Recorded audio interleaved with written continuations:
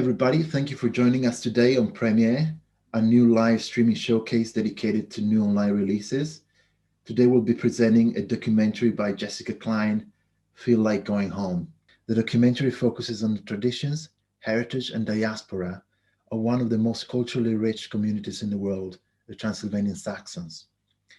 After the screening, we'll be joined by Jessica herself, along with three very special guests, so stay tuned and enjoy the show.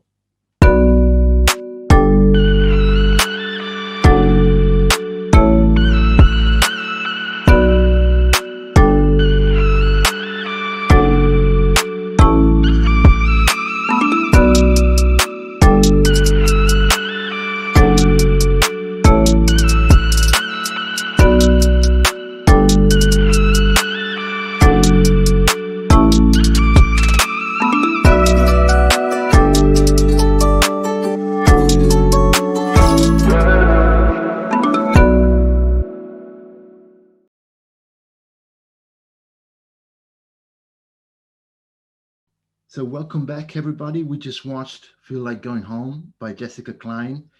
And we're here with Jessica. Hi, Jessica, the director. Hi, nice to meet Great to you. see you. Today, we have three very special guest speakers. They're all representatives of the Transylvanian Saxon community around the world. I'd like to introduce you guys in alphabetical order. Eric Scherer from the Radio Transylvania International. Hi, Eric. Thanks for joining us. Hi, nice to meet you. We got Hermine Hellbeck, founder of Meschendorf Kinder, a charity supporting local children. Hi, Hermine. Hi, everyone. Hello. And Rebecca Horeth from the Saxonia Hall, Canada. Hi, Rebecca. Hi.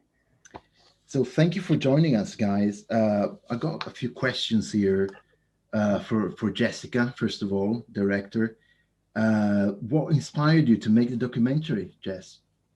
So everything first started when I was actually still in high school, and unfortunately, my grandfather passed away at that time.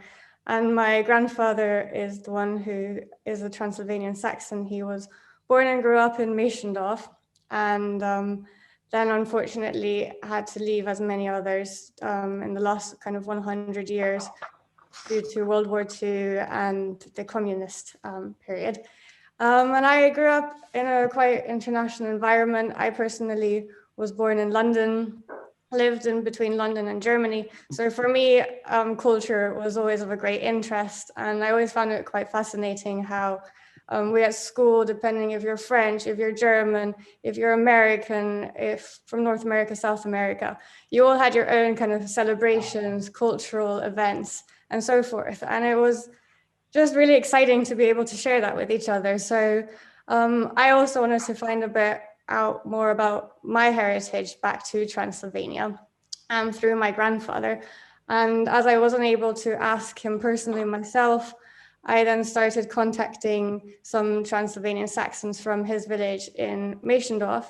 Luckily, we do still have a family connection there, as my cousins, say from my grandfather's sibling side, they still own a home. In fact, this is kind of the garden of that home.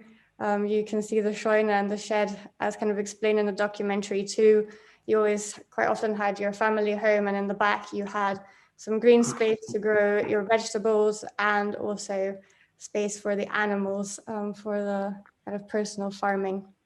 And so my first journey started off in Meschendorf itself, where I then kind of initially wrote this book. And I started to document different stories from the people that I met there, and I went to the village, and I then also kind of documented the village itself and the houses. And I started my journey at the top of the village. It's kind of hard on Zoom with my background. But I started at the top of the village, walked down, and then connected the different stories of the people with the buildings that I saw. From personal stories to the cultural events that they do, to the tanzplatz, to the dances, to the foods that they eat. And I was also very fortunate at that time because everyone pretty much already had left Meschendorf, but I met one of the oldest residents there, who at the time of the interview was 101 years old. So if anyone wants to catch up on that too, that is available. And then lots of people kind of enjoyed the book, but as you could also see in the documentary, there are so many colors, so much sound, so much items that you just can't express in writing. So I felt that I'd love to show it more visually through the documentary.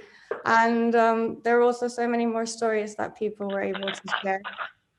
So we then went out and wanted to make a documentary about that. That's a great story. How did you go about making it? So it's quite a low budget because it kind of started as a personal project. And then we did get quite a lot of support through crowdfunding. So thank you everyone for that. And then originally we went out, just myself and one cameraman, to Dinkersbu, to the Heimatstag. And there we also met Eric, who then has also played a part in assisting with the documentary. And we then went a few years later to the Kulturwoche, which is the event where all the Transylvanian Saxons meet in Transylvania. And there I went with another cameraman, Pablo, who's from La Familia in London, and Eric also helped out. And yeah, it was also quite fascinating because none of the interviews were pre-prepared. We just kind of arrived there. We met everyone. Obviously, some people I kind of told them beforehand that we would be coming, for example, Peter Maffei, who was there. But even his interview, we met at one of the events, didn't have anything prepared, just looked around, found a shed similar to this one that you see here, grabbed him, said, "Oh, do you mind if we do it now?" And he was really up for it. And we asked him the questions there and then. And I hope you can see it, but everything that people responded was how they felt in that moment, what really came from their heart. And also the lovely ladies that you saw in their home, we met them at a few different events during the time in Transylvania. They then invited us also to their home, and everyone was just so welcoming. It was almost overwhelming. And I think also Eric remembers we wanted to sometimes go from one location to the next, and then we would just meet someone on the way and they'd say, "Oh, I saw that you're making a documentary. Actually, I would love to say something." And it was just so fascinating because when I arrived, I thought, oh, this is going to be such a challenge, because how am I just going to grab people and ask them to be part of this documentary? But it almost became this reverse where they were almost the directors and we were the ones trying to capture the moment and then put everything together. So one thing that's also a bit of a shame is that we try to keep it then as a 30-minute documentary. So we have a lot more interviews that I'm trying to share, and that's also going to be shared on the Instagram page on Transylvanian_Saxon. But we did try to then, in the edits, try to keep it to 30 minutes to get the overall information across. So starting from the history to how the current Saxons try to keep their culture alive, and then also addressing how the future of the villages could be. And I think Hermine, Rebecca and Eric will both be able to share a bit more on that too. So yeah, it was definitely an exciting journey. Amazing. So Eric, your family are Transylvanian Saxon and you were born in Agnita in Romania, right? Is that correct? Yes, Yeah. yes. But have been quite actively involved with keeping the Transylvanian Saxon community together through a radio channel. Could you tell us a bit more about your time as a radio presenter and how you feel that the radio connected the community and also gave you a personal strong connection to your heritage? It is really special because Transylvanian Saxons are really special people, and for me it also was a chance to get to know them better, because before I was at Radio Transylvania International, I didn't know many Saxon people, just my family. After that, I got connected to a lot of people who have activities, who are in the federation, or who do something for this community in very different regions. So I made things in Transylvania. I was in Germany at a lot of events, especially at Heimattag, or we made some events for the radio also. And that was, for me, a chance to get in touch with a lot of people who are like me. And that's what it made the thing so special. I learned something about me, and I learned a few things about our culture, about our big heritage. And the thing was that I made this program in our Transylvanian Saxon dialect.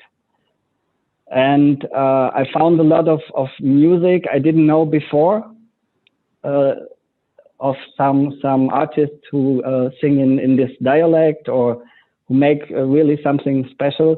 Jessica got one to know. He's called Soxus Cockers. He's doing some rap things in Transylvanian dialect. I didn't know this before, that it was possible. And so, yes, this time is for me like being a little bit closer to home when I do this. How do you say? When I do this radio program, I feel like connected to these people because I'm thinking of home, and I try to give them a part of their home by playing music or talking to them about what they did last time when they went to Transylvania or something like this. Right. Do you feel that, especially in times like now, social media, radio, and digital means of communication play a key role in connecting communities? It can be really important because the special thing with us Transylvanian Saxons is that we are spread all over the world. So if you meet in Facebook or Instagram or other digital channels, you can connect with them. A lot of people talk before Heimattag, and they say, I will go there, and they are happy to meet other people there. And it's very important to keep this heritage alive, because I knew some regions in Germany where are really few Saxons, and it's easier by social media channels to get to stay in contact with these people. And it's like the same with Jessica. The last few years, we didn't talk a lot, but if there was something to do, we did this by social media. What can you gain through digital platforms that you cannot get by meeting people in person? What's special about digital platforms like radio, for instance, or YouTube? What do you think makes it special? It makes this is special because some people come together who wouldn't come together in real life. So maybe they meet and they have something in common that connects them, but in real life they wouldn't meet. So it's our work to bring them together by radio or with such a movie or like something like this. Excellent, excellent. And Rebecca, you live and were born in Canada with Transylvanian Saxon heritage. Could you please elaborate a bit more on how your grandparents came to live to Canada? Yeah, absolutely. So both my grandparents were born in Transylvania. My grandmother from Groshogan and my grandfather from Berkali, and those are both near Bistritz area. They both left in 1944 from each of their villages, but they had never met before. Their villages were maybe 20 kilometers or so away from each other, but that's pretty far when you're always traveling by foot. So both their stories are a little bit different. My grandfather was a little bit older. When he came to Canada, he was 19 years old, and he came to work on a cousin's farm as a farmhand. He was sponsored by a Lutheran church to get here. My grandma was 6 years old when she left Transylvania, and they pretty much came right here. They did go back to their home at one point, but they really couldn't get into the house because someone else was already living there. So they came to Canada when my grandma was, I think, 8 or 9 years old. And then my grandma lived a little bit in the west of Canada before coming to the Elmer area. So when my grandparents were sort of in their early 20s, there was quite a few Saxons that had left Transylvania in 44 in that Bistritz area in northern Transylvania.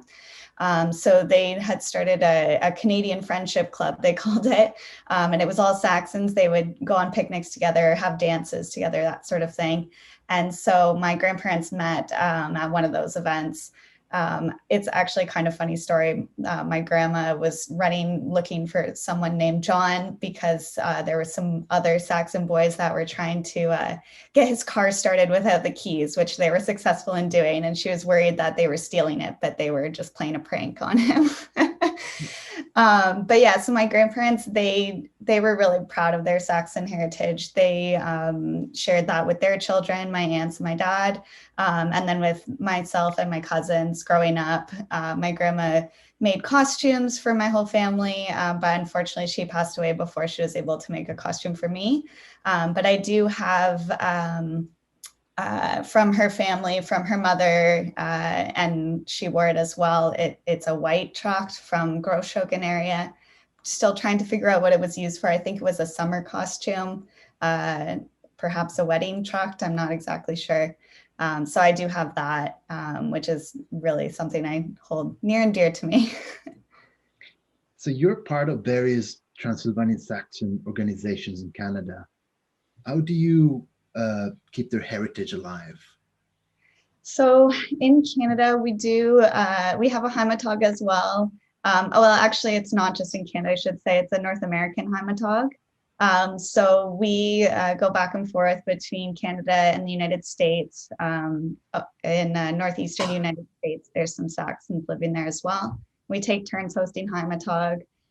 We have Trachten Ball, which is like a dinner and dance where we all wear the tracht, the traditional costume. So it's really neat to see all the different family costumes, the similarities and differences, with most of us being from northern Transylvania area.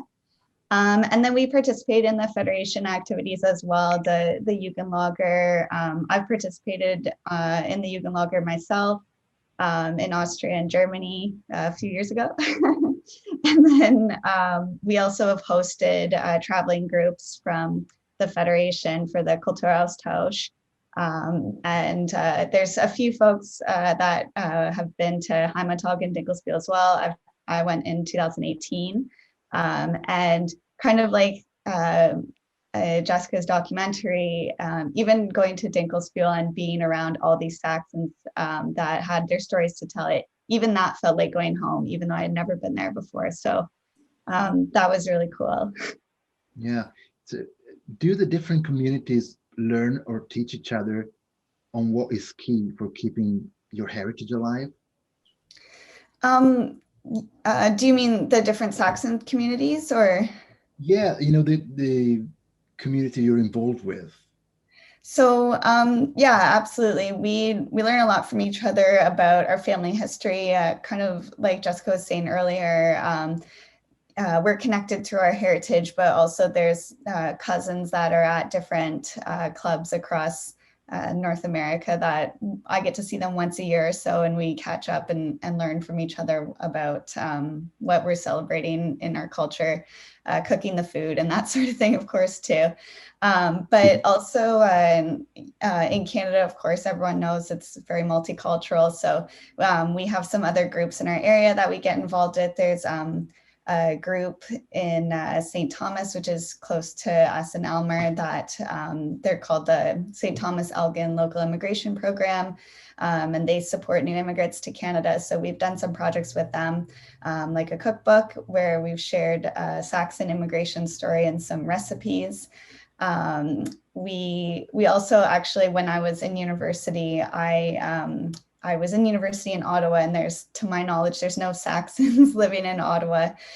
But I did find a Romanian folk dance group, and I reached out and I said, well, I don't have that Romanian cultural background, but technically my grandparents lived in Romania. Can I dance with you? And they welcomed me with open arms. And that was really fascinating too, because we really learned a lot from each other about the similarities and differences between Romanian and Transylvanian culture. And since building that friendship through that dance group, we've danced at a Romanian festival as the only Transylvanian group, and all the people that were there were really interested to learn more about the Transylvanian side of the culture too. So we like to stay connected. We like to welcome anyone who's interested in dancing with our folk group, who's maybe not Saxon, but just really interested in seeing what we're doing and learning about that heritage. So yeah, we learn from each other in that way, and share language and culture and food together. Well, is there anything you picked up from a different community which you felt was really interesting for you? So for myself, I've been leading our dance group since 2009. And when I started, I didn't really know too many Saxon dances. I had been involved in the children's group as a young child, but kind of in my high school years, I was more interested in doing other things, let's say. And so when I started working with the youth in our club, I really had to do some, I guess, research in terms of learning the traditional Saxon dances. A lot of our dancers at that time, they didn't really have any dance experience. So learning steps that were accessible to a lot of new dancers. And actually speaking, when you were speaking earlier with Eric about sort of the value of social media and the videos online, back in 2009, whatever I could find on YouTube, on different websites that were related to Saxon culture was so valuable for us to learn about how can we bring that here. And then eventually when I was able to do the Jugendlager, learning the different Saxon dances myself and then bringing them back to teach to our groups. So yeah, I would say that's probably, I couldn't identify one particular group, but just sort of the compilation of all these things that the Saxons around the world were putting online so that we could sort of be able to contribute back to that, which is kind of how Jessica and I connected.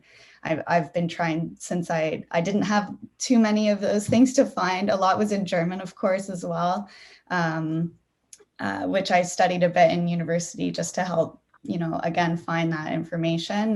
But now we're trying to kind of pay it forward and share what we have on things like I've even started doing a TikTok from our Saxon club to see if there's people that might be interested in finding out about Saxons through TikTok of all things. So that'd be interesting. Hermine, you grew up in Meschendorf, Transylvania, and migrated to Germany at the age of 10. What are your key memories of living in Transylvania, Hermine? Well, I remember my home village, Meschendorf, like a real fairyland. It was a very simple but very nice life, a life like 100 years ago. And it's nearly the same even today in the villages. I remember wildflower meadows, fruit trees, horse carts, water fountains, grapes that naturally grow along houses, and so on. I would not have wanted to grow up anywhere else. I could just go out into the streets where there were always other kids to play with. Everyone knew everyone. A child was never lost. And even as small children, we spoke 3 languages: German, Saxon, and Romanian. Yeah. So now that you live in Germany, what do you miss the most about your life there in Transylvania? What am I missing? I think the ease of life. Life was hard there, I think. It was a lot of work, but it was more relaxed. and you were closer to life. It was a very natural life. And the cohesion of people was strong and nobody was alone. And you know, it's home I have only fond memories of. Yeah. And do you think Transylvanian Saxons living abroad go back to Transylvania often or not so much? Yes, many Transylvanian Saxons, they are drawn to Transylvania again. They spend their summer there, they have their houses restored, like my mother. She has been spending her summer from April to October in Transylvania for many years. And she's very committed to our home village there. Personally, I think that Transylvania will flourish in the next years and that even more Transylvanian Saxons will be drawn again to their homeland or even return to their homeland. Yes. So like many other Transylvanian Saxons, you have found your new home in Germany and had almost no relationship with Transylvania for the first 30 years after your migration. How did your sudden interest and engagement in your Transylvanian home grew? How did you get suddenly interested in your heritage? I think the older you get, the more important homeland becomes. Maybe that's normal. Maybe I'm thinking also about my grandparents and their ancestors who built Transylvania. Maybe we even owe it to them to preserve their legacy. As for my children's project, I want to create opportunities for children in my home village, and I hope they can spend a good future there, and that they are not forced one day to work abroad and to leave their children alone. This is the situation we have now in Romania. I am convinced that the best means for a good future is education, for the future of the children, but also for village development and the future of my home village. I hope that I can preserve my home village and let it flourish, maybe in this way. That's great. You're also the founder of Meschendorf Kinder, a non-profit organization. Could you tell us more about that and where we can find it online? Yes. I have founded this organization. You can find the website and the link, I think, even on Jessica's homepage, right, Jessica, or on Instagram, Facebook? Yeah, so you can either find it on the Transylvanian Saxon website, so transylvaniansaxon.com, or also we'll share it on our Instagram page, so at Transylvania_Saxon.